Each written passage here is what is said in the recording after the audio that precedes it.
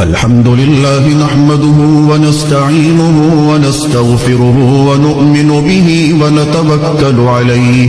ونعوذ بالله من شرور أنفسنا ومن سيئات أعمالنا من يهده الله فلا مضل له ومن يضلله فلا هادي له ونشهد أن لا إله إلا الله وحده لا شريك له ونشهد أن سيدنا وسندنا ونبينا ومولانا محمدا عبده ورسوله أرسله بالحق بشيرا ونذيرا وداعيا إلى الله بإذنه وسراجا منيرا وصلى الله تعالى على خير خلقه محمد وعلى آله وأصحابه وبارك وسلم تسليما كثيرا أما بعد فأعوذ بالله من الشيطان الرجيم بسم الله الرحمن الرحيم إن الله وملائكته يصلون على النبي يا أيها الذين آمنوا صلوا عليه وسلموا تسليما اللهم صل على سيدنا محمد وعلى آل سيدنا محمد بعدد من صلى وصام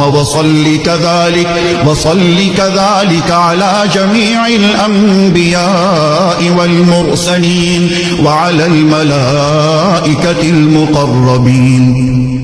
وعلى عباد الله الصالحين خصوصا على سيد المتقين والأبرار صاحب النبي في الغار والمزار أفضل الصحابة بالتحقيق خليفة النبي بلا فصل إمامنا أبي بكر الصديق رضي الله تعالى عنه وعلى الناطق بالصواب والعادل بالكتاب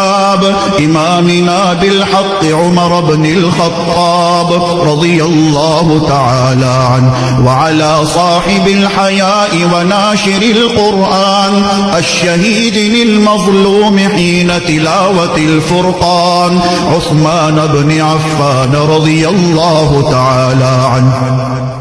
وعلى صاحب السيف والقضاء وناشر العلم والهدى أسد الله الغالب إمامنا علي بن أبي طالب رضي الله تعالى عنه وعلى السيدين السندين السعيدين الشهيدين أبي محمد الحسن وأبي عبد الله الحسين رضي الله تعالى عنهما وعلى سيدات الطاهرات بنات النبي المصطفى وأهل بيته المطهرة رضي الله تعالى عنهن وعلى عميه النبي المجتبى سيدنا العباس وسيدنا حمزة رضي الله تعالى عنهما وعلى كل الصحابة رضوان الله تعالى عنهم أجمعين الله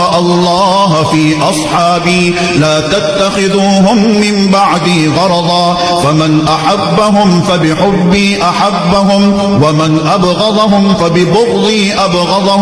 وخير أمتي قرني ثم الذين يلونهم ثم الذين يلونهم تعادلوا عباد الله رحمكم الله إن الله يأمر بالعدل والإحسان وإيتاء ذي القربى وينهى عن الفحشاء والمنكر والبغي يعظكم لعلكم تذكرون اذكروا الله العلي العظيم الكريم يذكركم وادعوه يستجب لكم ولذكر الله تعالى أعلى وأولى وأعز وأجل وأتم وأهم وأعظم وأكبر والله يعلم ما تصنعون